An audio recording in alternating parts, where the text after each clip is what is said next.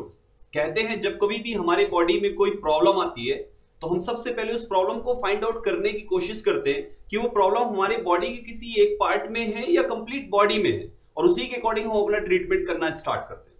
ये बात मैं आपको क्यों बता रहा हूं, क्योंकि ये बात कुछ कहीं ना कहीं हमारे इस इंग्लिश स्पीड टेस्ट से थोड़ी सी लिंक होती है।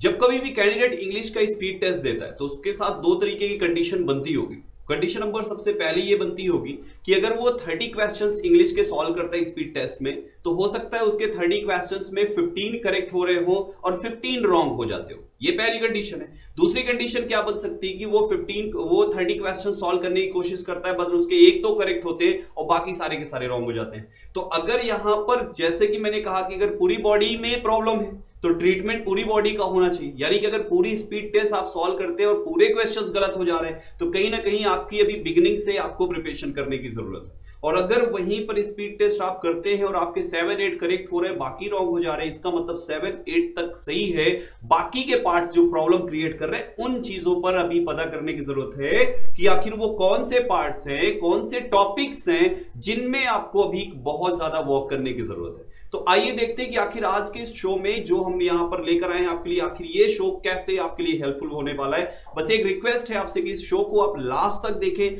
सो दैट इसमें शेयर की गई सारी जानकारी आपके लिए हेल्पफुल हो और आप स्पीड टेस्ट के मास्टर होके जाए। राइट, तो चलिए देखते हैं आखिर क्या स्पेशल है इस शो में।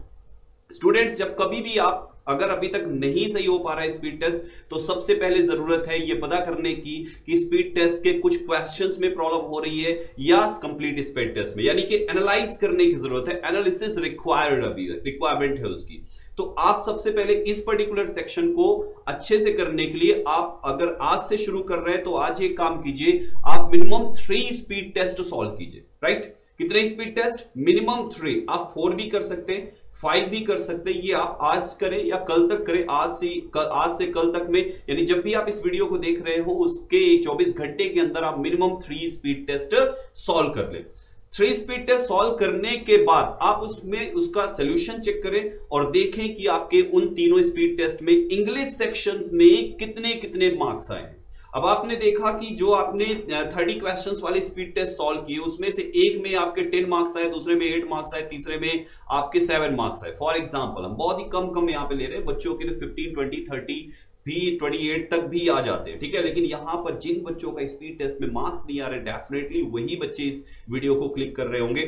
तो यहां पर अगर आपके पास आपके जो मार्क्स कुछ इस टाइप से आ रहे हैं, ठीक है, आपने देखा कि एक एवरेज लेते हैं कि आपके 8 मार्क्स आए, तो अब आपको जरूरत है यहां पर चेक करने की कि आखिर जो आपने बाकी क्वेश्चंस सॉल्व किए हैं 30 में से आपके 8 करेक्ट हुए, बाकी जो 22 क्वेश्चंस आपके जो गलत हो गए हैं नेगेटिव मार्किंग वगैरह हटा के, तो यहां पर वो जो क्वेश्चंस रॉन्ग हुए वो कौन कौन से क्वेश्चंस थे। यानी ये चीज आपको सोल्यूशन चेक करने के बाद ये फाइंड आउट करना है कि आखिर वो कौन कौन से क्वेश्चन थे, कौन कौन से टॉपिक से क्वेश्चन थे जो कि आपके रॉन्ग हो रहे हैं।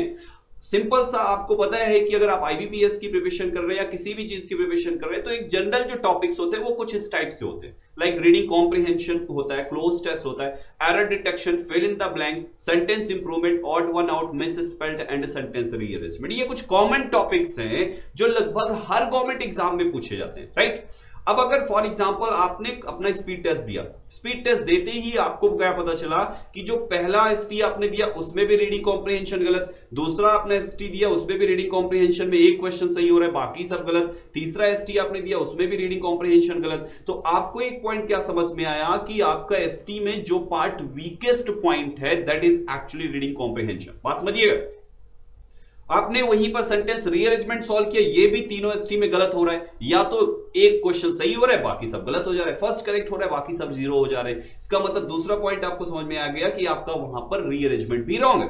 तो अगर ये आपने जैसे ही आपने एनालाइज किया तो आपको पॉइंट यहां पर मिले कि आपके ये 2 पॉइंट रॉन्ग है, तो आखिर इन 2 पॉइंट्स का इंप्रूवमेंट होगा कैसे? भाई यही तो क्वेश्चन है, आप यही तो चाहते हैं कि आपके जो रीडिंग कॉम्प्रिहेंशन है वो कंप्लीट कॉम्प्रिहेंशन करेक्ट हो। 10 क्वेश्चंस आप करो 10 के 10 करेक्ट हो, या अगर आपने 1-2 क्वेश्चन छोड़ दिए 8 क्वेश्चंस अटेम्प्ट किए तो वो 8 के 8 करेक्ट होने चाहिए। नेगेटिव मार्किंग वाला सीन बिल्कुल ना बने। तो इसके लिए करें क्या? तो सबसे पहला माय डियर स्टूडेंट्स, अगर कॉम्प्रिहेंशन या अरेंजमेंट आपका रॉन्ग होता है या क्लोज टेस्ट के पैसेज को रीड करते टाइम लाइन आपको समझ में नहीं आती, तो it means my dear students एक बात तो ब्लॉक कर लीजिए माइंड में कि आपका रीडिंग स्किल या लैंग्वेज स्किल जो पार्ट है आपका वो अभी बहुत ही ज्यादा वीक है। तो अगर वीक है तो करना क्या है, उसको इंप्रूव करना है। तो इंप्रूवमेंट के लिए जो बेस्ट थिंग होता है वो ही होता है रीडिंग। ज्यादा से ज्यादा आपको रीडिंग स्टार्ट करनी ऑफ न्यूज़पेपर और anything else that interest you a lot, यानी ऐसी चीज पढ़ने की जरूरत है जिसको पढ़ने में आपको मजा आता है। ठीक। दूसरा, अगर आपने देखा कि चलो ठीक है आपका कॉम्प्रिहेंशन स्किल तो बहुत अच्छा है, आपका कॉम्प्रिहेंशन स्किल बहुत अच्छा है, जो प्रॉब्लम हो रही है, जो रॉन्ग हो रहे हैं क्वेश्चंस वो है क्लोज टेस्ट आपका गलत हो जा रहा है। ठीक है, आपका क्लोज टेस्ट गलत हो जा रहा है, आपका फिल इन द ब्लैंक भी रॉन्ग हो जा रहा है। तो माय डियर स्टूडेंट्स, अगर ये दो पोर्शन रॉन्ग हो गए तो आपको पता है कि क्लोज टेस्ट भी वोकैबुलरी बेस्ड होता है, fill in the blank vocabulary based होता है। आपको ऑप्शंस की मीनिंग नहीं पता, इसका मतलब जिस पार्ट पे आपको फोकस करना है दैट इज वोकैबुलरी। तो आप क्लोज टेस्ट पार्ट आपको वीक लगा, कॉम्प्रिहेंशन स्ट्रांग है, क्लोज टेस्ट वीक है, तो आपको वोकैबुलरी सेक्शन पर फोकस करना स्टार्ट कर देना है और वोकैबुलरीज पे डेली बेसिस पे एकदम जान लगा देनी है। क्यों? क्योंकि क्लोज टेस्ट पर महारत हासिल करनी है। आपने आगे देखा, वहीं पर आपने कुछ और आंसर्स, कुछ और क्वेश्चंस को चेक किए तो पता चला कि एरर डिटेक्शन सेक्शन भी आपका 0 हो जा रहा है और यहां पर एक और है दैट इज सेंटेंस इंप्रूवमेंट, ये भी गलत हो जा रहा है। अब सेंटेंस इंप्रूवमेंट, एरर डिटेक्शन जब ये गलत है माय डियर स्टूडेंट्स, तो माइंड में एक चीज लॉक कर लीजिए कि ये जो दो सेक्शंस हैं, these two sections are based on grammar portion. अब आपको पता चला कि एरर गलत है तो सही कैसे होगा? जब आपके पास ग्रामेटिकल पोर्शन आपका स्ट्रांग होगा। सेंटेंस इंप्रूवमेंट के ऑप्शंस देखने के बाद भी समझ में नहीं आते कि कौन सा होगा, तो it means my dear students mind में लॉक कर लीजिए कि आपका ग्रामेटिकल सेक्शन थोड़ा सा तो वीक है मेरे भाई। राइट। अब अगर ग्रामेटिकल सेक्शन वीक है तो स्ट्रांग तो करना पड़ेगा अगर sentence improvement and error detection में मास्टर्स हासिल करनी है। तो यहां पर माय डियर स्टूडेंट्स एक पॉइंट यहां पर क्लियर होते जा रहे हैं। ऐसे ही आपका मिसस्पेल्ड भी वोकैबुलरी पर आ जाता है और ऑड वन आउट भी डिपेंड करता है वोकैब बेस्ड है या sentence based odd one out है।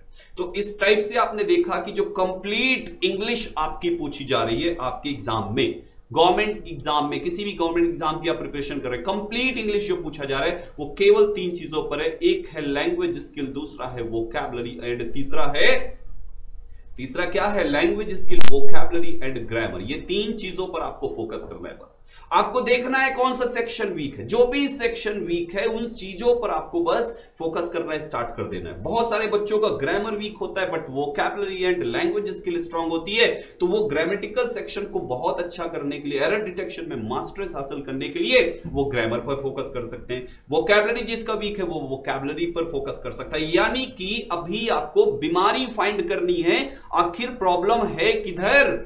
कंप्लीट एसटी में प्रॉब्लम है या कुछ टॉपिक्स में प्रॉब्लम है? आपके अगर 5 नंबर है, आपने 30 क्वेश्चंस अटेम्प्ट किए, ध्यान से समझिएगा मेरे भाई, 30 क्वेश्चंस अटेम्प्ट किए और मार्क्स आपके आए 7, इसका मतलब ये नहीं कि आपके 7 ही करेक्ट थे। जो करेक्ट थे वो आपके लगभग 11 से 12 करेक्ट थे, बाकी नेगेटिव मार्किंग की वजह से चले गए। तो आप यहां पर वो नेगेटिव वाला सीन हटा दो, बस देखो कितने सही हो रहे हैं और जो गलत हुए वो कौन कौन से टॉपिक से गलत हुए, उन टॉपिक्स की लिस्ट निकालो। अब आपको एक चीज पता चल गया कि हाँ ये टॉपिक से आपके रॉन्ग हो रहे हैं।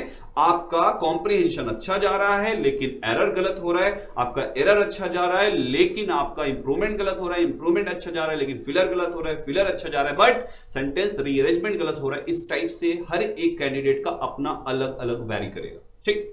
अब जिसका जो भी सेक्शन गलत जा रहा है उस सेक्शन को सीधा पकड़ लो, उसकी लिस्ट बना लो। और ये पता कैसे चलेगा? जो आपने 3 से 5 एसटी दी है ना, जो पहले एसटी में गलत हुआ है वो दूसरे एसटी में भी गलत होगा, वो तीसरे एसटी में भी गलत होगा। मान लीजिए आपने 5 एसटी दी, सेंटेंस रीअरेंजमेंट जो टॉपिक है वो 4 में गलत हुआ है आपका और 1 में सही हुआ, इसका मतलब इसको आप गलत ही मानिएगा, ये सही नहीं कंसीडर किया जाएगा। गेटिंग? यानी मेजॉरिटी पर फोकस करना है। अब आपको यहां पर आपकी प्रॉब्लम, आपकी वीकनेस पता चल गई, अब क्या करना है?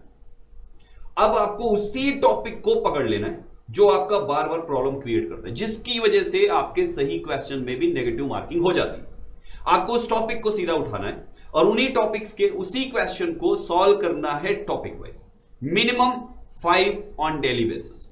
अगर यही एरर डिटेक्शन है तो 5 की जगह पर मिनिमम 30 होना चाहिए, 20 होना चाहिए। अगर एरर डिटेक्शन है तो सिंगल लाइन सेंटेंस है तो ये क्लोज टेस्ट है मिनिमम 5, सेंटेंस रीअरेंजमेंट है मिनिमम 5, रीडिंग कॉम्प्रिहेंशन है मिनिमम 5, अगर ये आपके पैराग्राफ बेस्ड है मिनिमम 5।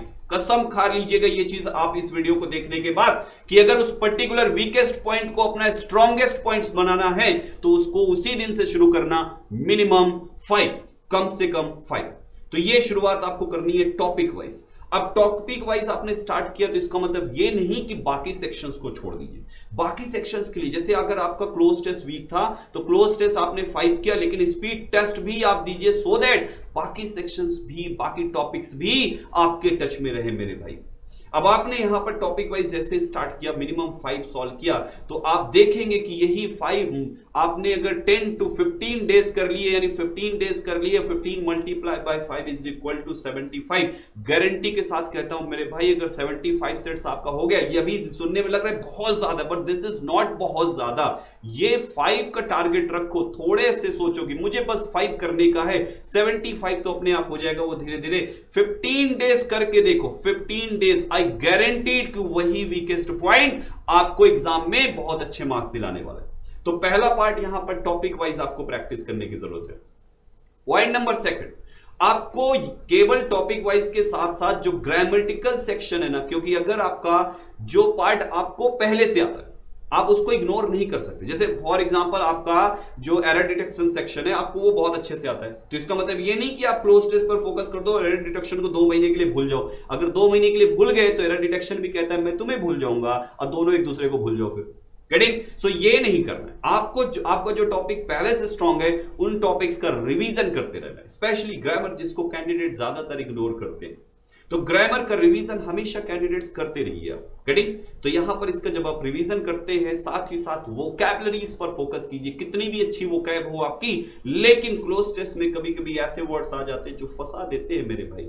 आपकी कॉम्प्रिहेंशन में ऐसे वर्ड्स आ जाते हैं जो कभी भी फंसा सकते हैं आपको। तो माय डियर स्टूडेंट्स, एक टारगेट होना चाहिए minimum 15 to 20 words on daily basis. कम से कम 15 वर्ड का तो कसम खा लेना है कि 15 वर्ड से कम आपको लर्न नहीं करना। आपकी मर्जी, चाहे जैसे लर्न करो, आप रूट वर्ड से लर्न करो, चाहे न्यूज़पेपर से लर्न करो, चाहे निमोनिक्स साइंस लगाइए, चाहे आप एक पेज पे एक कॉपी पे पेन उस पर राइट करके पॉकेट में डालो और दिन भर में देख देख के लर्न करो, वो आपको करना है, लेकिन minimum 15 words on daily basis. ये वोकैबुलरी का सेक्शन आपको इग्नोर नहीं करना। और लास्ट में मेरे भाई इससे तो दोस्ती कर लो, अगर गवर्नमेंट जॉब आपको करनी है, स्पेशली अगर बैंक में जॉब करनी है, तो न्यूज़पेपर आपका दोस्त होना चाहिए। हाँ, यहां पर एक चीज ये कर सकते हो आप, आपके लिए मैं यहां पर कोई पेज डिसाइड नहीं करता हूं कि आप इसी पेज को पढ़ो। भाई कोई अगर जो न्यू रीडर है न्यूज़पेपर का, वो पहली बार न्यूज़पेपर पढ़ रहा है, तो जाहिर सी बात है होता है ऐसा, ये लाजमी है कि उसको न्यूज़पेपर पढ़ने में मजा नहीं आएगा, स्पेशली न्यूज़पेपर इंग्लिश का। बट अगर वो कैंडिडेट को अगर स्पोर्ट में मजा है तो उसको कह दो भैया स्पोर्ट वाला पेज आप पढ़ो। अगर उसको पॉलिटिक्स में मजा आ रहा है तो पॉलिटिक्स वाला पेज पढ़ो। इंग्लिश का पेज होना चाहिए, चॉइस आप अपने अकॉर्डिंग रखो, जिसमें भी इंटरेस्ट आता है आपको, जिस पेज को पढ़ने में मजा आता है उस पेज से शुरुआत कीजिए आप न्यूज़पेपर की। क्योंकि ऐसा देखा गया है कि जो काम करने में आपको मजा नहीं आता उसको आधे घंटे करने के लिए बोलो और आप आधे घंटे में 50 बार टाइम देख डालोगे 30 मिनट के अंदर कि कब होगा यहां पर ये आधा घंटा। लेकिन जिस काम में मजा आता है मेरे भाई उसमें टाइम नहीं पता चलता, आधे घंटे के लिए बुलाओ और 3 घंटे आप करते चले जाते। जिन भी बच्चों का क्रिकेट खेलना या क्रिकेट देखने में बड़ा मजा आता है उनको पता नहीं होगा इंडिया पाकिस्तान के क्रिकेट कितने बजे शुरू हुआ और कितने बजे खत्म हो गया। हाँ, वो अलग बात है कि इस बार का माहौल जो भी रहा हो क्रिकेट को लेकर, लेकिन अगर वहां पर क्रिकेट के लवर है और इंडिया जीत रही होती तो चाहे वो 5 घंटे चले या 3 घंटे चले, नजरें नहीं हटती। क्यों? क्योंकि उस काम को देखने में मजा आ रहा है। क्रिकेट खेलने वाले को क्रिकेट खेलने में मजा आता है तो वो खेलता ही रहता है। 1 घंटे के लिए बुलाओ, 4 घंटे 1-2 मैच एक्स्ट्रा और खेल के चला आता है। सो फाइनली कहना क्या चाह रहा हूं मैं, कहना ये चाह रहा हूं कि उसी पेज को चूज करना। अगर न्यूज़पेपर में पढ़ने में मजा नहीं आता तो मैगजीन उठा दो पढ़ना, जो भी चीज पढ़ने में मजा नहीं आता, अगर ये सारी चीजों में अभी इंटरेस्ट नहीं है तो आप 10th स्टैंडर्ड की बुक उठाओ, शुरुआत वहां से आप कर सकते हो। यानी धीरे धीरे इंटरेस्ट क्रिएट करो सो दैट आप आगे चलकर एडिटोरियल पर आ सको, और एडिटोरियल पर अगर आ गए तो फिर सिलेक्शन होने से कोई भी आपको रोक नहीं सकता एग्जाम में। So finally my dear students, ये सारी चीजें कीजिए, आई गारंटीड आपके लिए बहुत ही इंटरेस्टिंग होने वाला है। जितने भी पॉइंट्स हमने आपको बताए हैं, जिन जिन चीजों को बताया, एनालाइज करके अपना वीकेस्ट पॉइंट 5 फाइंड कीजिए और उस वीकेस्ट पॉइंट को minimum 5 on daily basis practice कीजिए with all the rest topics. इतना आप just do the all these things for 15 days without fail. एक भी दिन मिस नहीं होना चाहिए कि आज संडे है, आज नहीं करते हैं, कल कहीं शादी में जाना है, कल नहीं करते हैं, ये चीज नहीं होना चाहिए। मिनिमम 15 डेज आप करके देख लो, आई गारंटीड आपका यहां पर जो भी वीकेस्ट पॉइंट है वो आपका धीरे धीरे स्ट्रॉन्गेस्ट पॉइंट में कन्वर्ट होने लगे। और ये चीज करने के बाद ये आप हमें जरूर बताएं कि आखिर आपको आज की इस वीडियो को देखने के बाद कैसा लगा और आपके क्या इंप्रूवमेंट हुए। माय डियर स्टूडेंट्स, इन सारी चीजों को फॉलो कीजिए। आई थिंक आपको अच्छा लगेगा ये सारी चीजें फॉलो करने के बाद, और आपका स्ट्रॉन्गेस्ट, आपका वीकेस्ट पॉइंट बहुत ही जल्द स्ट्रॉन्गेस्ट पॉइंट में बदलने वाला है। All the best, keep learning, keep smiling guys. Thank you everyone for watching this video.